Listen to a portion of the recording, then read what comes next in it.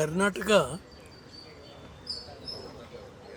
ರಾಷ್ಟ್ರ ಮಟ್ಟದಲ್ಲೇ ಅಲ್ಲ, ಅಂತಾರಾಷ್ಟ್ರೀಯ ಮಟ್ಟದಲ್ಲಿ ಸಹ ನಮ್ಮ ಬೇಲೂರು ಹಳೇಬೀಡನ್ನ ನಾವು ನೋಡಿದಾಗ ಪ್ರಪಂಚದಲ್ಲಿ ಬೇರೆ ಎಲ್ಲಾದ್ರೂ ಇಂಥ ಒಂದು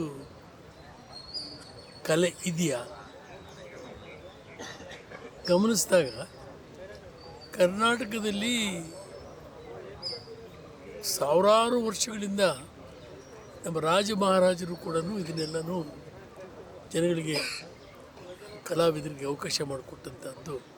ಅಂತಾರಾಷ್ಟ್ರೀಯ ಮಟ್ಟದಿಂದ ಕೂಡ ಇವತ್ತು ಕರ್ನಾಟಕಕ್ಕೆ ಬರ್ತಾರೆ, ಬೇಲೂರು ನೋಡ್ತಾರೆ, ಹಳೇಬೀಡು ನೋಡ್ತಾರೆ, ಸೋಮನಾಥಪುರ ನೋಡ್ತಾರೆ. ಬೇರೆ ಎಲ್ಲಿಯೂ ಕೂಡ ಇಂಥ ಒಂದು ವಿಶೇಷವಾದಂಥ ಕೆತ್ತನೆ ಕೆಲಸಗಳು ಇಲ್ಲ. ಹಾಗೆಯೇ ಅದು ಮುಂದುವರಿಸ್ಕೊಂಡು ಇವತ್ತು ನಮ್ಮ ಕುಮಟಾದಲ್ಲಿರ್ಬೋದು, ಮೈಸೂರಲ್ಲಿರ್ಬೋದು, ಸಾಗರಲ್ಲಿರ್ಬೋದು, ಎಂತೆಂಥ ಒಳ್ಳೊಳ್ಳೆ ಕಲಾವಿದರಿದ್ದಾರೆ, ಕೆತ್ತನೆ ಕೆಲಸ ಮಾಡೋರಿದ್ದಾರೆ. ಅವರು ಐವರಿನಲ್ಲಿ ಇನ್ಲೇ ವರ್ಕ್ ಮಾಡೋದಾಗಲಿ, ಐವರಿನ ತೆಗೆದು ಅಲ್ಲಿಂದನೂ ಈ ರೆಡ್ ಸ್ಯಾಂಡಲ್ಸು, ಅಲ್ಲಿಂದನೂ ಇಂಥ ಒಂದು ವೃಕ್ಷ ಸಂಪತ್ತುಗಳನ್ನು ಕೂಡ ಬಳಸ್ಕೊಂಡು ಮಾಡ್ತಕ್ಕಂಥ ಕಲೆ ಇವತ್ತಿಗೂ ಕೂಡ ಯಾರೇ ಒಂದು ಟೂರಿಸ್ಟ್ ಬಂದು ಕೂಡ ಮೈಸೂರಲ್ಲಿ ರೋಸ್ವುಡ್ ಕೆತ್ತನೆಗಳನ್ನು ಅಲ್ವಾ, ಇನ್ಲೇ ವರ್ಕ್ಗಳನ್ನು, ರೋಸ್ವುಡ್ಡಲ್ಲಿ ಕೆತ್ತನೆ ಕೆಲಸಗಳನ್ನು ನೋಡಿ ಎಷ್ಟು ಬೇಕಾದರೂ ದುಡ್ಡು ಕೊಟ್ಟು ತಗೊಂಡೋಗಿರ್ತಾರೆ. ಅವ್ರಿಗೆ ಇಷ್ಟ ಆಯಿತು ಅಂತಂದರೆ ಅದಕ್ಕೆ ಬೆಲೆನೇ ಕಟ್ಟೋಕ್ಕಾಗೋದಿಲ್ಲ.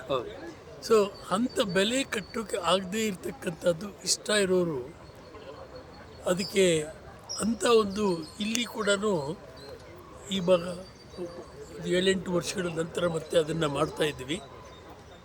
ಇವರು ಮಾಡ್ತಕ್ಕಂಥ ಒಂದೊಂದು ಕೆತ್ತನೆಗೂ ಕೂಡ ದುಡ್ಡು ಕೊಟ್ಟು ತಗೊಂಡು ಹೋಗ್ತೀವಿ ಅನ್ನೋರು ಭಾಳ ಜನ ಬಂದಿದ್ದಾರೆ. ಆದರೆ ಕರ್ನಾಟಕ ಅಥವಾ ನಮ್ಮ ತೋಟಗಾರಿಕೆ ಇಲಾಖೆದವರು ದುಡ್ಡು ಮಾಡೋ ದೃಷ್ಟಿಯಿಂದ ಇದನ್ನು ಮಾಡ್ತಾಯಿಲ್ಲ. ಇದನ್ನೇನಿದ್ರೂ ಕೂಡ ಪ್ರಪಂಚದಲ್ಲಿರೋರೆಲ್ಲರೂ ಇಲ್ಲಿಗೆ ಬರಬೇಕು, ಇದನ್ನು ನೋಡಬೇಕು, ಇದನ್ನು ಗಮನಿಸಬೇಕು. ಹೀಗೆ ಅವರು ಕೂಡ ಇದನ್ನು ಮಾಡಬೇಕು ಅಂತಕ್ಕಂಥ ಒಂದು ಹೊಸ ಒಂದು ಚಾಪ್ಟರನ್ನು, ಅಂದರೆ ಒಂದು ಅಧ್ಯಾಯನ ರೂಪಿಸ್ತಾ ಇದ್ದಾರೆ. ಯಾಕೆಂದರೆ ನಾವು ಮಾಡಿದ್ದನ್ನು ಮಾರಿಬಿಟ್ಟು ದುಡ್ಡು ಮಾಡಿಕೊಂಡು ಟ್ರೆಷರಿಗೆ ಹೋಗ್ಬಿಟ್ರೆ ಅದಕ್ಕೆ ಬೆಲೆ ಇರೋದಿಲ್ಲ. ಅದಕ್ಕೆ ನಾವು ಪ್ರಾಫಿಟ್ ಮಾಡಿಬಿಟ್ವಿ, ರೆಸಲ್ಯೂಷನ್ ಮಾಡಿದ್ವಿ. ಇಲ್ಲಿರ್ತಕ್ಕಂಥ ಯಾವುದೇ ಒಂದು ಕಲೆನ ಅದನ್ನು ದುಡ್ಡುಗೋಸ್ಕರ ಮಾರಬಾರ್ದು, ಅದನ್ನು ಹಾಗೆ ಉಳಿಸ್ಕೊಬೇಕು, ಬೆಳೆಸ್ಕೊಬೇಕು ಅಂತ. ಸೊ ಅದು ನಮ್ಮ ಉದ್ದೇಶ. ಇಲ್ಲಿ ದುಡ್ಡು ಬಂದಿದ ತಕ್ಷಣ ಅದು ಬೇರೆ ಬೇರೆ ರೂಪ ತೆಗೆದುಕೊಡುತ್ತೆ. ಆದರೆ ಇವನ್ನು ಪ್ರಿಸರ್ವ್ ಮಾಡಬೇಕು. ಅದಕ್ಕೆ ಸಾಕಷ್ಟು ಪ್ರತಿ ವರ್ಷವೂ ಕೂಡ ಇಲಾಖೆದವರು ದುಡ್ಡು ಖರ್ಚು ಮಾಡಿ ಅದನ್ನು ರಕ್ಷಣೆ ಮಾಡೋದಕ್ಕೂ ಕೂಡ ಏನೇನು ವ್ಯವಸ್ಥೆಗಳು ಮಾಡಬೇಕು ಅಂತ ಒಂದೊಂದು ಕಲೆನೂ ಕೂಡ ಇದನ್ನು ಎಷ್ಟು ಚೆನ್ನಾಗಿ ರಕ್ಷಣೆ ಮಾಡಿದ್ದಾರೆ ನೋಡಿ, ಅದನ್ನು ಉಳಿಸೋದಕ್ಕೋಸ್ಕರವಾಗಿ ಆ ರೀತಿ ಪಾಲಿಶಿಂಗ್ ಮಾಡಿ ಇದನ್ನೆಲ್ಲ ಉಳಿಸ್ಕೊಳ್ತಾ ಇದ್ವಿ.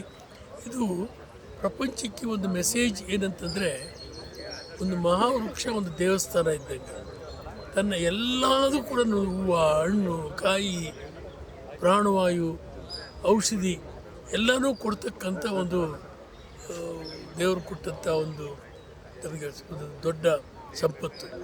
ಅದು ಒಂದು ಮರ, ಒಂದು ದೇವಸ್ಥಾನ.